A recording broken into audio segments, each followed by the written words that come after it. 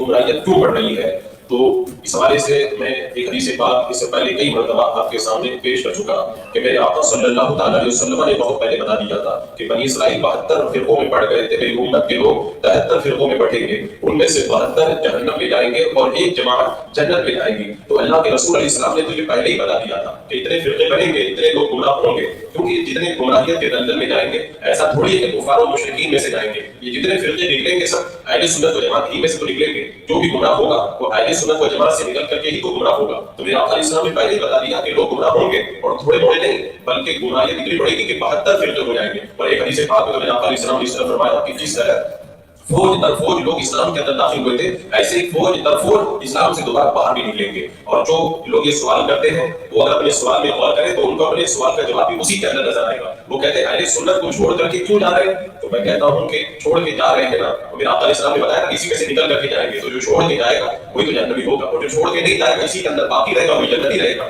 تو جتنے چھوڑ کے جا رہے ہیں وہ 72 کے اندر جا رہے ہیں، اور 72 کا مطلب ہو گیا وہ جہنم کے اندر اپنے آپ کو داخل کرنے کا سامان پیدا کر رہے ہیں. اور اس حوالے سے میں کئی حدیثیں بھی آپ کے سامنے رکھ چکا ہوں کہ قرب قیامت کے اندر میرے آقا علیہ السلام نے کیا ارشاد فرمایا تھا کہ اچھے اعمال کر لو اس لیے کہ اندھیری رات کی طرف فتنے ہوں گے. ان فتنوں کے زمانے میں بندے کا عالم کیا ہوگا؟ میرے آقا فرماتے ہیں صبح کے وقت میں بندہ مومن ہوگا تو شام میں کافر ہو جائے گا، شام میں مومن ہوگا تو صبح میں کافر ہو جائے گا. اور وہ فتنے کتنے خطرناک ہوں گے، ان کی ہولناکی کو میرے آقا علیہ السلام نے یوں ارشاد فرمایا میں دیکھ رہا ہوں تمہاری گھروں پر فتنے ایسے اتر رہے ہیں جیسے بارش کے قطرے اترا کرتے ہیں. بارش جب اترتی ہے تو کس قدر عام ہو جاتی ہے، گھر گھر میں پہنچ جاتی ہے. تو فتنے بھی اسی قدر عام ہو جائیں گے. اور میرے آقا صلی اللہ علیہ وسلم نے یہ بھی بتایا کہ ایسا نہیں کہ ایک فتنہ آئے گا تو پھر بعد میں شانتی ہو جائے گی. نہیں، فرمایا ایک کے بعد دیگرے، ایک کے بعد ایک فتنے ہوں گے جیسے دھاگے کے اندر موتی پروئے ہوئے ہوں اور دھاگا ٹوٹ جائے تو موتی گرنے لگتے ہیں، ایسے ہی فتنے بگڑنا شروع ہو جائیں گے. آج آپ دیکھ لیں ایک فتنہ ختم نہیں ہوتا دوسرا فتنہ سر اٹھانے کے لیے تیار رہتا ہے، دوسرا فتنہ ختم نہیں ہوتا تیسرا فتنہ تیار. فتنے تو پہلے بھی بہت زیادہ ہوئے لیکن وہ ایک دائرے میں ہوئے، ایک علاقے میں ہوئے، ایک مخصوص خطے کے اندر ہوئے. لیکن اب فتنہ صبح کے وقت میں اٹھتا ہے،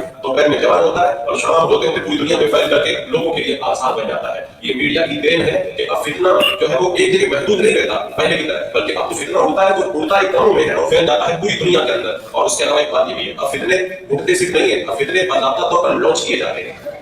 قادیانیت کو لانچ کیا گیا ہے، وہابیت کو لانچ کیا گیا ہے. کتنے چہرے آپ دیکھ رہے ہیں، کبھی انجینئر علی مرزا کے نام سے فتنہ لانچ کیا جاتا ہے، کبھی جاوید غامدی کے نام سے فتنہ لانچ کیا جاتا ہے، کبھی شکیل بن حنیف کے نام سے فتنہ لانچ کیا جاتا ہے، کبھی فرحت ہاشمی کے نام سے فتنہ لانچ کیا جاتا ہے. اتنے نام ہیں، میں کتنے نام آپ کو گناؤں. ایک کے بعد ایک فتنہ جب شروع ہو جاتا ہے اس کا اثر کم ہو جاتا ہے تو دوسرا فتنہ پھر تیار رکھا جاتا ہے، اس کا اثر جب کم ہو جاتا ہے تیسرا چہرہ تیار رکھا جاتا ہے. اور ایسا بھی نہیں خالی چہرہ لانچ کر دیا جاتا ہے، ان کو سارے اسباب دیے جاتے ہیں، انہیں سیٹلائٹ کی سہولتیں دی جاتی ہیں، انہیں ایپ بنا کر دیے جاتے ہیں، ان کے چینل باضابطہ طور پر بنائے جاتے ہیں، ان کو سیٹ اپ دیا جاتا ہے، ان کے لیے پورے سامان کو مہیا کیا جاتا ہے، ان کا پرچار کیا جاتا ہے، ان کا پروپیگنڈا کیا جاتا ہے اور ان کو پوری آزادی دی جاتی ہے. جن علاقوں کے اندر مسلمانوں کو تبلیغ کرنے کی بھی اجازت نہیں ہے ان علاقوں کے اندر بھی ان فتنہ پروروں کو پوری آزادی ہوتی ہے، وہ جس قدر چاہیں جیسے چاہیں اپنے فتنے کو کام کرتے ہوئے نظر آئیں. لیکن اب یہاں پر دو چیزیں ہیں، یہ فتنے پھیلنے کی وجہ کیا ہے اور یہ لوگ جو فتنہ پھیلاتے ہیں لوگوں کو جو گمراہ کرتے ہیں ان کے گمراہ کرنے کا طریقہ کیا ہے. آج کی اس محفل میں خاص طور سے میں یہ بتاؤں گا کہ یہ لوگ لوگوں کو گمراہ کیسے کرتے ہیں، سنیوں کو کیسے بدمذہب بناتے ہیں. لیکن اس سے پہلے میں مختصر یہ بتا دوں کہ ان فتنوں کے پھیلنے کی وجوہات بھی بہت ساری ہیں. ایک ان میں سے سب سے بڑی وجہ یہ ہے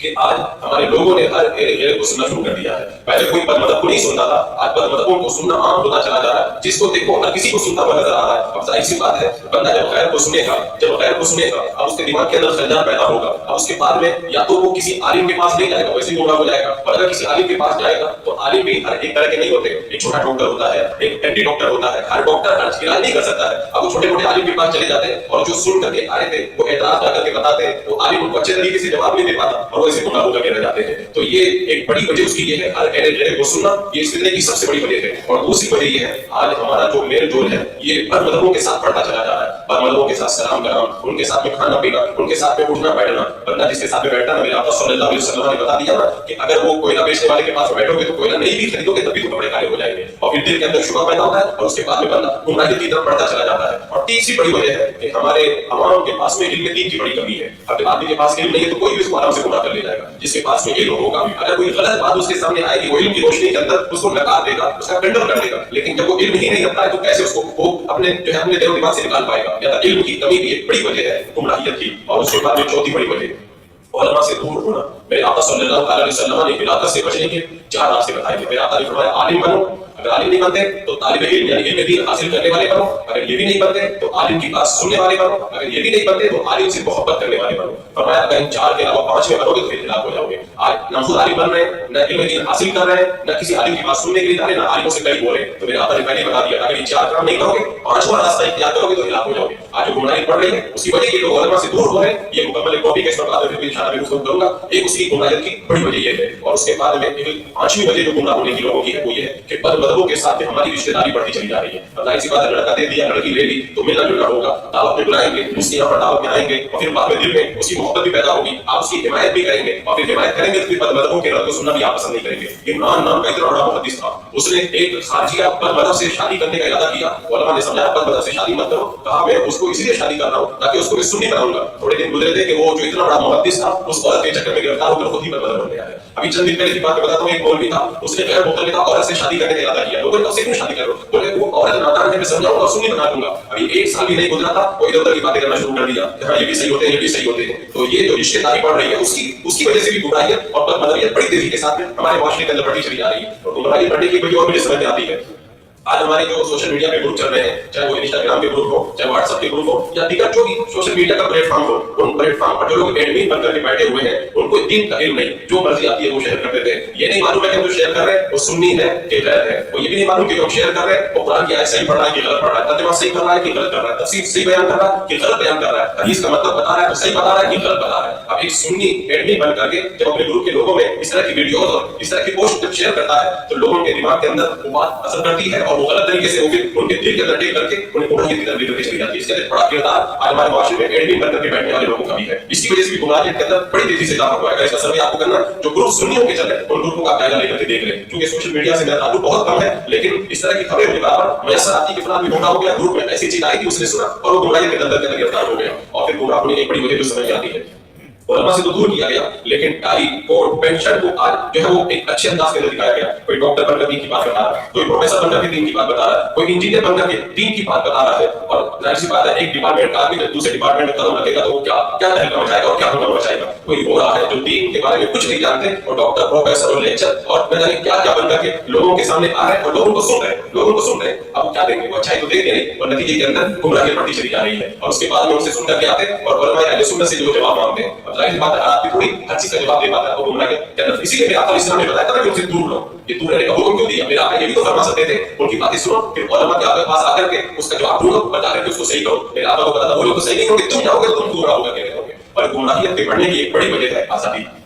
آج ہر بندہ چاہتا ہے کہ میں اپنی من مرضی سے زندگی گزاروں اور بد مذہبوں نے بڑی آزادی لے کر کے رکھی ہے. یہ بھی کر سکتے ہیں 3 طلاق اگر ایک بار میں دی ہے تو اپنی بیوی کو نکاح کے اندر تب بھی کچھ نہیں ہوتا ہے. کیا ضرورت ہے 20 رکعت پڑھنے کی؟ 8 رکعت تراویح کافی ہے. اتنی سہولتوں کے پلیٹ فارم انہوں نے لے کر کے رکھے. آزادی چاہنے والے لوگ بھی بڑی تیزی سے پڑھ کر کے ان کے پاس میں جاتے ہوئے نظر آتے ہیں. ایسا نہیں ہے کہ گمراہیت آج بڑھ رہی ہے. آپ دیکھیں اسلام کے دور اول میں دیکھیں جب معتزلہ نام کا فتنہ نکلا تھا ایک گمراہ فرقہ تھا. اس کے وقائع کے وہاں بھی بہت سارے عقائد پائے جاتے ہیں. وہ جب فرقہ نکلا تھا تو بڑے بڑے علماء معتزلی ہو گئے تھے، بڑے بڑے محدثین معتزلی ہو گئے تھے، بڑے علم کے ماہر علماء جو معتزلی ہو گئے تھے. تو ایسا نہیں کہ آج ہی لوگ گمراہ ہوئے، گمراہ اس زمانے میں بھی لوگ ہوتے تھے، اس زمانے میں بھی ہوتے تھے. تو قیامت کے بارے میں کتنی بار بتایا جب دجال نکلے گا تو جو ایمان مضبوط رکھتے ہیں وہ لوگ کہیں گے ہمارا ایمان بڑا مضبوط ہے، ہم لوگ جائیں گے دجال کو دیکھ کر کے واپس آ جائیں گے، ان کو گمراہ نہیں کر پائے گا. تو میرے آقا نے فرمایا وہ جائیں گے دجال کو دیکھ کر کے اور پھر اسی کے ہو جائیں گے اور کفر اختیار کر لیں گے. تو یہ گمراہیت کا جو جال ہے آج ہم دیکھ رہے ہیں وہی ماحول پیدا ہو رہا ہے. بندہ صبح مومن ہے تو شام میں کافی ہو جاتا ہے اور شام میں مومن ہے تو صبح تو کافی ہو جاتا ہے. اس کے یہ جو وجوہات کو میں نے مختصر بتایا، انشاءاللہ میں کسی موقع پر اس پر مکمل تقریر کروں گا. یہ گمراہیت کی وجوہات کتنی تیزی کے ساتھ بڑھتی چلی جا رہی ہے. آج کی محفل میں خاص طور سے نہیں بتانا چاہتا ہوں آج جو گمراہ لوگ یا گمراہ چہرے ہماری نگاہوں کے سامنے وہ سنیوں کو کیسے پھنساتے ہیں، کیسے گمراہ کرتے ہیں، ان کا ٹارگیٹ کیا ہوتا ہے، ان کا طریقہ کیا ہے، کس انداز کے اندر وہ لوگوں کا برین واش کرتے ہیں. آپ دیکھیں سوشل میڈیا پہ لوگ بیٹھے ہوئے ہیں، چاہے وہ نائی کے نام سے ہو یا انجینئر مرزا کے نام سے یا جاوید خامنی فرحت ہاشمی، یہ جتنے بھی چہرے ہیں یہ گمراہ کرنے کے ان کے پاس میں بڑے ان کے پاس ڈریم ہوا کرتے ہیں. دیکھو دلیل تو سب کے پاس ہوتی ہے نا. آدمی اگر حق پہ ہے تو حق کی دلیل کرتا ہے اور باطل ہے تو باطل کی دلیل کرتا ہے. ایسا نہیں کہ وہ غلط ان کے پاس دلیل نہیں ہوتی.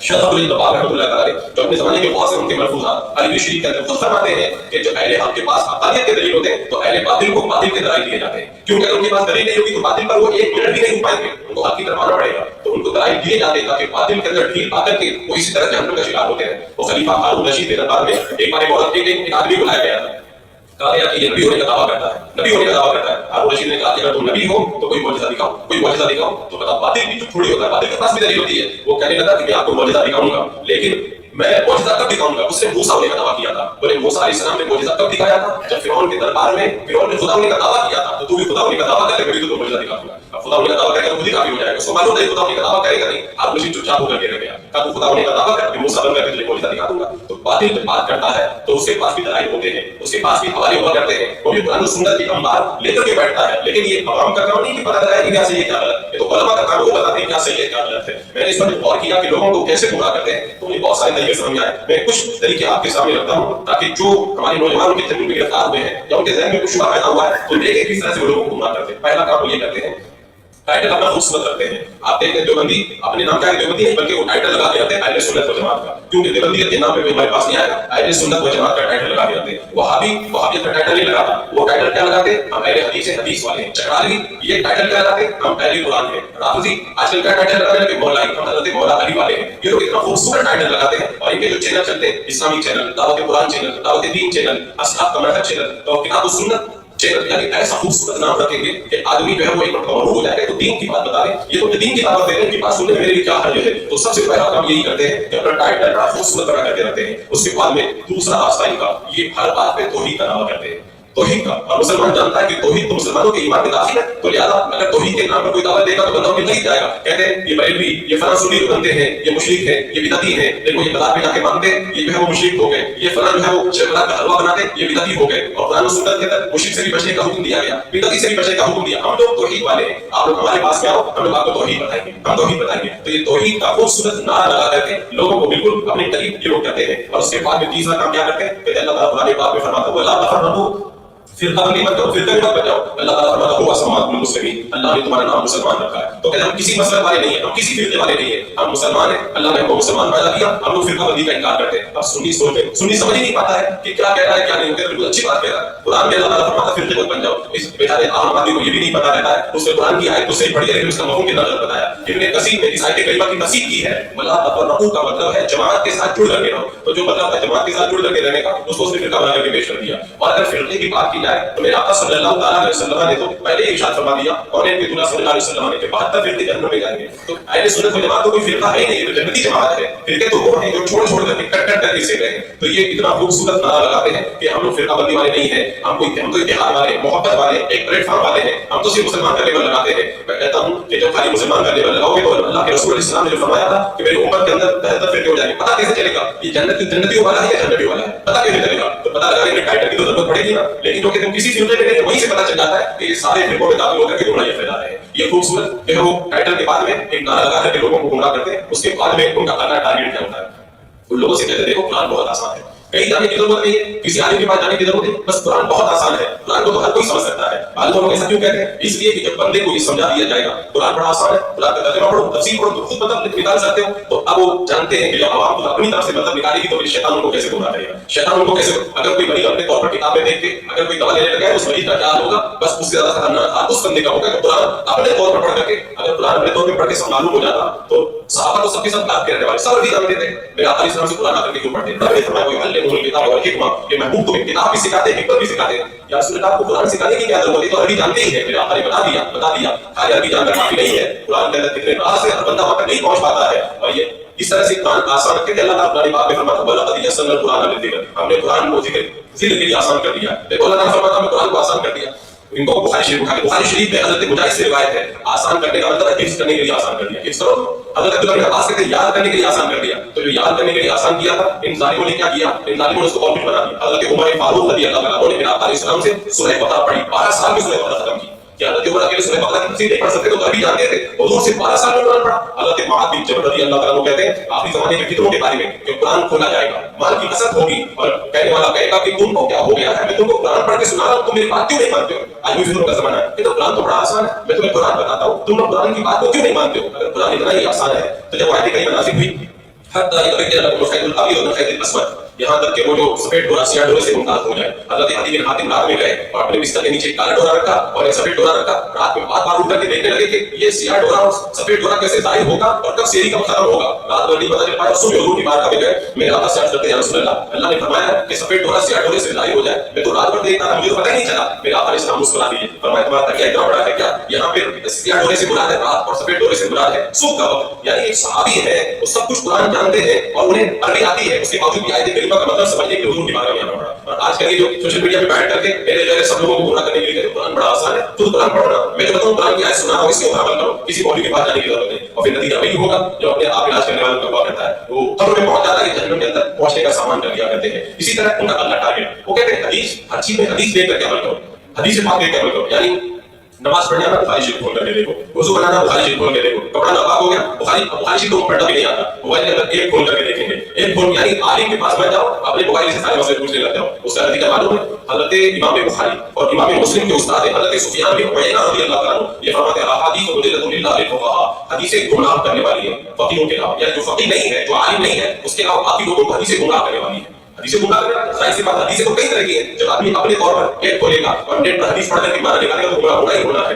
حضرت مغیرہ کہتے ہیں پہلے اچھے لوگ حدیث حاصل کرتے تھے, آج کل برے لوگ حدیث پڑھتے ہیں. اگر مجھے پہلے معلوم ہوتا نا میں حدیث سے بیان نہیں کرتا. اور آج زمانے میں ہوتے نا تو کبھی وہ دعائی کر لیتے کہ اتنا زیادہ جو ہے مقدر لوگ حدیثوں کو پڑھ رہے ہیں کہ وہ حدیث کے بارے میں ذرا برابر بھی نہیں, خود بھی گمراہ ہو رہے ہیں اور دوسروں کو بھی گمراہیت کے دلدل کے اندر وہ گرفتار کرتے چلے جا رہے ہیں. اسی لیے امام مسلم رضی اللہ تعالیٰ عنہ نے فرمایا تھا کہ جو اصول نہیں جانتا ہو اس کے لیے حدیث کا زیادہ علم حاصل کرنا, زیادہ حدیثیں اس کا لینا, یہ اس کے لیے مضر ہے, نقصان دہ ہے. آج یہ نقصان ہمارے نوجوانوں کو ہو رہا ہے. کوئی انجینئر وغیرہ نہ جانے کیسے بدبختوں سے حدیثیں سن کر کے اپنے ایمان کے اوپر جو ہے وہ کلہاڑی چلا رہے ہیں اور ان کے ایمان کا جنازہ نکلتا چلا جا رہا ہے. تو ان کا ایک ٹارگیٹ ہوتا ہے حدیثیں اپنے طور پر پڑھنا, اپنے طور پر بھی خود نہیں, ایک کھول کر کے پڑھو. تو ان کو خود کو حدیثیں نہیں پڑھنی آتی عربی کے اندر, ترجمہ بھی پڑھیں گے تو ایک کے اندر لکھا ہے وہی ترجمہ نکال کر اور اس کے بعد ایک کام کرتے لوگوں کو کنفیوز کر دیتے ہیں. کیونکہ سب سے بڑی چیز کیا ہے, آدمی کو جب شبہ ہوتا ہے نا پھر گمراہ کرنا آسان رہتا ہے. جیسا کہ حدیث پاک میں ہے نا, جب بندہ بڑھنے لگتا ہے تو شیطان آ جاتا ہے اس کے پاس میں, ایک ماں کی شکل میں آتا ہے, باپ کی شکل میں آتا ہے. ایک کہتا ہے بیٹا تو یہودی ہو جا, فلاں یہودی ہو کر کے تو بہت آرام سے ہے. دوسرا کہتا ہے تو عیسائی ہو کر کے مر, فلاں عیسائی ہو کر کے بہت آرام ہے. مرنے والا بندہ کہتا ہے میری ماں کہہ رہی ہے یہودی ہو جا, میرا باپ کہہ رہا ہے ایسا, میں کیا کروں؟ اور پھر کنفیوز ہو جاتا ہے اور شیطان اس کو پھر گمراہ کر کے مار دیتا ہے. تو کنفیوژن ایک ایسی بیماری ہے جو بندے کو ایمان کا نہیں رہنے دیتی ہے, اور یہ لوگ ایسے کنفیوز کرتے ہیں. اللہ تعالیٰ فرماتا ہے کہ صراط مستقیم پر چلو. صراط مستقیم تو نبیوں کا راستہ ہے, صحابہ کے پیچھے چلنے کی کیا ضرورت ہے, ان علماء کے پیچھے, ان اللہ والوں کے پیچھے چلنے کی کیا ضرورت ہے. بس کیا کرو تم جو ہے وہ انبیاء کرام کا راستہ اختیار کرو. اب ان کو یہ نہیں بتایا کہ قرآن میں جو فرمایا گیا سیدھا راستہ, اس سے مراد کیا ہے. قرآن کی دوسری آیت کہیں پڑھ کے دیکھو, سیدھے راستے سے مراد انعام والوں کا راستہ کون ہے, نبیوں کا راستہ, صدیقین کا راستہ, شہداء کا راستہ, نیک لوگوں کا راستہ. لیکن بیچارہ عام آدمی کو جانتا نہیں کہ صراط مستقیم سے مراد کیا ہے. وہ انبیاء کا راستہ لے کر سب سے کاٹ کر کے انہیں گمراہیت کے دلدل کے اندر گرفتار کر لیا جاتا ہے. اور پھر اس کے بعد میں ایک کام کیا کرتے ہیں, حدیثیں خوب یاد کر لیتے ہیں, 50 حدیثیں یاد کر لیتے ہیں. اور پھر بعد کوئی بات آتی ہے دیکھو رفائی کرنا چاہیے نبی حدیث کے اندر یہ ہے. میں کہتا ہوں کہ حدیثیں یاد کر لینا یہ خالی علم کی دلیل نہیں ہے, حدیث کا مطلب بھی تو سمجھنا ضروری ہے. اللہ کے رسول اسلام نے ارشاد فرمایا مجھے اپنی امت پر سب سے زیادہ اس منافق کا خوف ہے جو زبان چلانے کے اندر ماہر ہوگا. یہ جتنے لوگ بیٹھے ہوئے ہیں سوشل میڈیا پر زبان خود چلاتے ہیں, حضور نے فرمایا مجھے سب سے زیادہ اپنی امت پر ان لوگوں کا خوف ہے جو منافق زبان چلانے کے اندر بڑے ماہر ہیں. اور یہ زبان چلانے والے منافق اپنی زبانوں کو چلا رہے ہیں اور ہمارے نوجوان بڑی تیزی کے ساتھ میں ان کی باتوں کو سن کر کے گمراہی کے دلدل میں گرفتار ہو رہے ہیں. اور ایک باتوں کرتے ہیں, دیکھو حدیث نمبر 1145 دیکھو, حدیث نمبر 205 دیکھو. تو لوگ حدیث نمبر بتا رہے ہیں, حدیث نمبر بتانا کوئی کمال کی بات ہے کیا؟ آپ بھی 10 نمبر یاد کر لیجیے, حدیث کے 10 نمبر آپ بھی یاد کر لیجیے تو کمال ہو جائے. حدیث کا نمبر بتانا کوئی کمال تھوڑی ہے, حدیث کا نمبر بتانا کوئی کمال نہیں ہے, لیکن اس کے انداز کے اندر نمبر تو بتا دیتے ہیں لیکن کبھی غلط کر جاتے ہیں. میں اپنے نوجوانوں سے خاص طور سے کہوں گا دیکھو وہ گمراہ کرنے کا طریقہ ان کا کیا ہے. آج کل سارے نوجوان حدیث اور قرآن وغیرہ ڈائریکٹ نہیں پڑھتے, ہوگا ایپ کے اندر کھولتے ہیں, نیٹ پر کھولتے ہیں اور ایپ کے اندر ہی سرچ کرتے ہیں. تو آج خاص طور سے جو اسلام 360 جو ایپ چل رہی ہے لوگ اس کے اندر سرچ کر رہے ہیں اور وہ پوری کی پوری ایپ جو ہے وہ گمراہی کا کوٹلا بنی ہوئی ہے, گمراہی کا کوٹلا بنی ہوئی ہے. اب وہ بتاتے دیکھو یہ حدیث نمبر فلاں ہے, اس کے اندر ایک ترجمہ لکھا ہے. اب اس ایپ کے اندر آپ کھول کر کے دیکھیں گے تو اس میں ایسا ہی ایک حدیث لکھی ہوئی ہے 1185 نمبر حدیث پاک ہے. اس میں ہے کہ اللہ کے رسول اسلام نے صحابہ کو منع فرمایا جو رفع یدین کر رہے تھے. تو معلوم اس ایپ والے نے کیا ترجمہ کیا کہ نماز میں ہاتھ اٹھا کر کے سلام کر رہے تھے تو حضور نے ان کو منع فرمایا. اب آپ آدمی کو کیا پتا چلے گا کہ حدیث کا ترجمہ اس نے غلط کیا, وہ تو کہے گا ہاں بھائی یہ تو سلام کر رہے تھے اس لیے حضور نے منع فرمایا, حالانکہ میرے آقا نے ان لوگوں کو منع فرمایا جو نماز میں رفع یدین کر رہے تھے. اب اس حدیث کا اگر صحیح ترجمہ کر دیتے تب تو وہ رفع یدین کا ترجمہ صحیح نکل جاتا, لہذا صحیح ترجمہ نہیں کیا. اب جو ایک سے علم حاصل کرے ویسے ہی تو گمراہ ہوں گے, تھوڑے دن کے بعد وہ بھی رفع یدین کرنے لگ جائیں گے. اور ایک کام اور کرتے ہیں, وہ حدیث کا ترجمہ بھی اگر صحیح کر دیں گے نا تو بریکٹ لگا کر کے اس میں کچھ جملہ ڈال دیں تاکہ آدمی کو گمراہ کر سکے. جیسے مثال کے طور پر مسلم شریف کی حدیث پاک اس ایپ کے اندر دی گئی ہے, حدیث نمبر 1299, اس کے اندر پھر آپ فرماتے ہیں لا جناح تمہارے امام فی شیء, امام کے ساتھ کیا نہیں ہے. تو معلوم ہے ایک بار ترجمہ کیا کیا, یہ غیر مختلف وغیرہ امام کے پیچھے ہم لوگ شریف پڑھتے ہیں تو ترجمہ کر کے امام کے پیچھے سورہ فاتحہ کی تلاوت چل رہی ہے. اب سواب کیا دیکھو کیا پتا چلے گا, یہ جو سورہ فاتحہ پڑھا ہے اس میں پڑھا گیا ہے یہ اپنی طرف سے پڑھایا ہے، لوگوں کو دھوکہ دینے کے لیے پڑھایا ہے، اور پھر وہ امام کے پیچھے سورہ فاتحہ پڑھنا شروع کرے گا، پھر مقلدوں کا حملہ بن جائے گا. اس طرح سے بھی وہ لوگوں کو گمراہ کرتے ہیں. ایک کام اور کرتے ہیں، اپنی طرف سے حکم لگا دیتے ہیں. حدیث کی کتاب میں کوئی حکم نہیں. جیسے مثال کے طور پر مشکاۃ شریف کی حدیث پاک ہے، جب حضرت ساریہ جنگ کے لیے گئے تھے تو حضرت عمر منبر پہ خطبہ دے رہے تھے. آپ نے دیکھا کہ دشمن پیچھے سے حملہ کرنے آ رہا ہے. آپ نے وہیں سے پکار کر کے یا ساریہ جبل، ساریہ دیکھو پہاڑ کے پیچھے سے دشمن آ رہا ہے. حضرت ساریہ نے آواز سنی اور پھر فوراً پیچھے پلٹے اور مسلمانوں کا لشکر محفوظ ہو گیا. یہ حضرت عمر کی کرامت ہے نا، یہ حضرت عمر کی کرامت ہے. وہابیوں کو اور ان گمراہوں کو کرامت سے بڑی الرجی ہوتی ہے. تو معلوم ہے اس حدیث پاک کو جب ایک کے اندر انہوں نے نوٹ کیا تو اس کے آگے لکھ دیا اسناد ضعیف. اس حدیث کی سند ضعیف ہے. کتاب اٹھا کے دیکھیں اس میں یہ جملہ آپ کو نہیں ملے گا. اور محدثین نے کہا یہ حدیث حسن ہے. خود دیوبندیوں نے کہا کہ یہ حدیث ہے وہ ضعیف نہیں ہے، لیکن ایک والے لکھتے ہیں اسناد ضعیف. یہ جو حدیث ہے تاکہ آدمی یہ سمجھے، یہ نہ سمجھے کہ حضرت عمر بھی کرامت دکھایا کرتے تھے. کہ یہ تو ضعیف حدیث ہے، یہ تو ضعیف حدیث ہے. اب کون سمجھائے عام آدمی کو؟ تم جو ایک دیکھ لو اس کے اندر ضعیف ہے، کتاب کھول کے دیکھو گے تب پتہ چلے گا کہ یہ ضعیف نہیں ہے. تو اس طرح سے بھی لوگوں کو گمراہ کیا کرتے ہیں. اور پھر اس کے بعد قرآن کی آیت لکھتے ہیں، اس کا ترجمہ غلط لکھتے ہیں. جیسے مثال کے طور پر ایک آیت سے آپ لکھا ہوا دیکھیں، لکھی ہوئی دیکھیں کہ ومن اضل ممن يدعو من دون اللہ. اس کا ترجمہ کیا ہوتا ہے؟ یعنی جو اس سے بڑھ کر گمراہ کون؟ جو اللہ کو چھوڑ کر کے لوگوں کی عبادت کرتا ہے. تو اس کا ترجمہ کیا کرتی ہے؟ ہم ترجمہ یہ کرتے ہیں جو اللہ کے علاوہ کسی اور سے مانگتا ہے وہ گمراہ ہے. یہ اس سے پاس سے مانگتے ہیں خالی سب کے سب گمراہ ہے. اور اس کے بعد ایک نوجوان آ جائے گا کہ آپ سنی لوگ یہ کرتے قرآن میں لکھا ہوا ہے اضل ممن يدعو من دون اللہ، جو غیروں سے مانگتا ہے وہ گمراہ. ایک پڑھ کر کے عالم بنو گے تو گمراہی کا فتویٰ جو لگاؤ گے نا، تمہیں کیا معلوم کہ سائنس کے بتوں کے بارے میں کہا گیا ہے. اب اس کو بیچارے کو پتہ نہیں کہ ترجمہ کیا ہوتا ہے، اور کوئی مرغی کے کان میں پکائے جاتے ہیں ترجمہ یہی ہے. ابھی ترجمہ یہی ہے، اور جب تک وہی ترجمہ کرتے رہتے ہیں جب تک فرشتے کو جہنم میں دھکا نہیں دیتے. تو یہ عالم ہے لوگوں کے گمراہ کرنے کا. اور اس کے بعد اپنی تفسیر بھی کریں گے نا، ایک ہوتا ہے تفسیر بھی غلط کر دیں گے. جب حضرت مولانا علی رضی اللہ تعالیٰ کی جنگ ہوئی تھی، ایک اشتہاری خطا کی بنیاد پر تو ایک حکم بنایا گیا تھا لوگوں کو. تو اس وقت خارجیوں نے کیا کہا؟ الحکم الا للہ، اللہ کے علاوہ کوئی فیصلہ کرنے والا نہیں ہے. حضرت علی نے حکم بنایا، حضرت علی کافر ہو گئے. تو حضرت مولانا علی نے کیا کہا؟ قرآن کی آیت انہوں نے صحیح پڑھی ہے لیکن اس کا مطلب انہوں نے غلط بنایا، اس کا مطلب غلط بنایا. تو قرآن صحیح پڑھنے سے مطلب صحیح تھوڑی ہو جائے گا. غلط بات نہیں بتائے تو یہ لوگ کیا کرتے ہیں؟ قرآن کی آیت تو صحیح لکھ دیں گے، ترجمہ بھی لکھ دیں گے، اور اس کی تفسیر کے اندر ایسا بھی لکھ دیں گے کہ آدمی آرام کے ساتھ وہ گمراہی کے اندر گرفتار. اور کبھی کبھی کیا کرتے ہیں؟ آدھی آیت بیان کرتے ہیں اور آگے پیچھے کا چھوڑ دیں گے تاکہ گمراہ کرنے میں مسائل. جیسے اللہ تعالیٰ قرآن پاک میں فرماتا ہے اتخذوا احبارهم ورهبانهم اربابا من دون اللہ. اس کا ترجمہ وہ انجینئر کرتے وہ کہہ دیتا ہے کہ یہ لوگ اپنے بزرگوں اور عالموں کو اللہ کو چھوڑ کر کے معبود بناتے اور ان کی باتیں مانتے. حالانکہ یہ آیت کریمہ کن کے بارے میں ہے اس نہ ہم بھی نہیں پتا ہے. اور ہماری عوام جب ان کو سنتی ہے تو کہتی ہے ہاں بزرگوں کی باتیں ماننے والے کو اللہ تعالیٰ نے کتنی وحی سنائی ہے. اب اسے بات کو سمجھ نہیں پاتے، گمراہی کے اندر میں پڑ جاتے ہیں. ایک طریقہ اور بھی ہے، وہ کیا کرتے ہیں؟ ایک آیت لکھ دیتے ہیں اور اس کے مطلب کو واضح کرنے والی جو دوسری آیت کریمہ ہے اس کو چھوڑ دیتے ہیں. جیسے مثال کے طور پر ابھی تقریر کو بیان کریں گے قل لا یعلم من فی السماوات والارض الغیب الا اللہ، آسمان اور زمین کا غیب اللہ کسی کو کوئی نہیں جانتا. یہ سارے سنی گمراہ ہو گئے اس لیے یہ بھی غیب جان رہے ہیں. میں نے کہا تو ایک آیت تم نے بتا دی اور دوسری والی آیت کون بتائے جس میں اللہ تعالیٰ فرماتا ہے وما هو علی الغیب بضنین، محبوب تو غیب کی بات بتانے میں بخیل نہیں ہے. اس آیت کریمہ کو کون بتائے گا جس آیت کریمہ میں اللہ تعالیٰ فرماتا ہے الا من ارتضی من رسول، یہ اپنے پسندیدہ رسولوں کو غیب کی بات بتاتا ہوں. تو ایک آیت بتائیں گے اور لوگ اسی کو لے کر کے بیٹھ جائیں گے اور گمراہی کے اندر میں پڑ جائیں گے. اب ان کو یہ تو نہیں معلوم ہوتا قرآن میں اور بھی آیتیں ہیں جن میں اس آیت کریمہ کا مطلب واضح کیا گیا ہے. پھر ایک طریقہ ان کا یہ گمراہ کرنے کا، کسی کی آیت ہوگی کہیں پر لے جا کر کے اس کو فٹ کر دیں گے. جیسے کوئی اتخذوا احبارهم ورهبانهم یا بہت ساری آیتیں بتوں کے بارے میں، مشرکوں کے بارے میں، تو انبیاء کرام پر، اولیاء کرام پر اور مسلمانوں کو لے جا کر کے فٹ کر دیں گے. حضرت عبداللہ بن عمر رضی اللہ تعالیٰ عنہ نے خارجیوں کے بارے میں کہا تھا وہ بدترین مخلوق ہیں جو آیتیں کافروں کے بارے میں نازل ہوئی تو مسلمانوں کو لے جا کے فٹ کرتے ہیں. اور یہی کام آج کے سوشل میڈیا والے علماء کر رہے ہیں، جو علماء انجینئر پروفیسر بن کر کے اپنے آپ کو عالم ظاہر کر رہے ہیں. یہی کام لوگوں کو گمراہ کرنے کے لیے یہی کرتے ہوئے نظر آ رہے ہیں. اچھا پھر ایک کام ہم اگر کوئی ان کو سمجھائیں گے، حدیث پیش کریں گے کہ دیکھو حدیث پاک میں تو یہ ہے تم تو غلط کہہ رہے ہو، سر یہ فرمایا کہ جو ہے وہ رفاعی نہیں کرنا چاہیے، کہتے بخاری دکھاؤ. یعنی وہ سمجھتے ہیں کہ بخاری دکھاؤ گے، ان کو یہ نہیں معلوم ہے حدیث کی اتنی کتابیں تم نے تمہارے باپ دادا کی کتاب کا نام بھی آج تک نہیں سنا ہوگا، تم کو صرف ایک دو کتاب کا نام یاد ہے تو اس کا یہ مطلب تھوڑی کہ دو کتابوں میں ساری حدیث کی کتابیں بے شمار ہیں. اچھا کبھی کبھی ایسا ہوتا ہے حدیث اگر دکھا دوں بخاری کی بھی بات کرتے ہیں تو بخاری شریف کی حدیث پاک اللہ کے رسول صلی اللہ علیہ وسلم نے کھڑے ہو کے پیشاب کیا تو پھر سب کو کھڑے ہو کے پیشاب کرنا چاہیے. ادھر حضرت عائشہ رضی اللہ تعالیٰ کہتی ہے وہ یہ کہے کہ انہوں نے کھڑے ہو کے پیشاب کیا تو وہ جھوٹ بولتا ہے، اس کی تصدیق مت کرو. اور حضرت عمر سے آتا ہے ہمارے کھڑے ہو کے پیشاب. تو یہ حدیثیں تو کئی طرح کی آئی ہیں، ایک حدیث تم نے لے لی پھر تم گمراہی کے اندر میں تو پڑھو گے نا. جس حدیث میں فرمایا کھڑے ہو کے پیشاب کیا وہ کسی عذر کی وجہ سے کیا تھا، کسی بیماری کی وجہ سے کیا تھا. اور باقی جو عام حدیث پاک ہے جس کو بیٹھ کر کے پیشاب کرنے کا حکم دیا تو ایک حدیث کو لے کر بھی بیٹھ جائے گا وہ گمراہ ہونا ہی ہے. اور کبھی کبھی گمراہ ایسے بھی ہو جاتے ہیں کوئی حدیث پاک نکالو وہ جا کے ان کو بتا دے حدیث میں تو یہ آیا، بولے نہیں اس کے اندر یہ لکھاؤ یہ حرف کام ہے. یعنی ان کا کہنا ہے کہ ہم جو حرف بتایا حضور نے وہی حرف بتایا، حضور نے وہی حرف بتایا. کہتے ہیں رفاعی منسوخ ہے تو یہ بتاؤ حدیث میں کہاں لکھا ہوا منسوخ ہے. تو تمہارے کہنے کے مطابق حدیث کے الفاظ تھوڑی آئیں گے. میرا آقا نے جو فرمایا علماء اس کا مطلب بتائیں گے کہ اس حدیث پاک کا مفہوم دوسری آیات اور حدیث سے کس طرح ثابت ہوتا ہے. اور کبھی کبھی کو ایسے عقل کے گھوڑے دوڑائیں گے مادہ لوگوں کو. اور ہمارے نوجوان بھی اتنا سیدھا بن گیا کہ آرام سے گمراہ ہو جاتا ہے. کہتے ہیں جو بزرگ اپنی زندگی میں بغیر چشمے کے قرآن نہیں پڑھ پاتے تھے وہ قبر کے اندر تم کو تمہاری دعا کو کیا ہو تمہارے لیے جو ہے تمہاری دعا کو کیسے بروس لیں گے. یعنی یہ دلیل ہے لوگوں کی. کہتے ہیں حضور علیہ السلام کے چشمے کا حلوہ کھایا تھا تو بھی لوگ حلوہ کھایا. یہ عقلی طور پر لوگوں کو جو ہے برباد کرتے ہیں. ہاں بات تو صحیح ہے، بات ان کو یہ نہیں پتا ہے کہ اللہ تبارک و تعالیٰ نے اللہ کے رسول نے جس کام سے منع کیا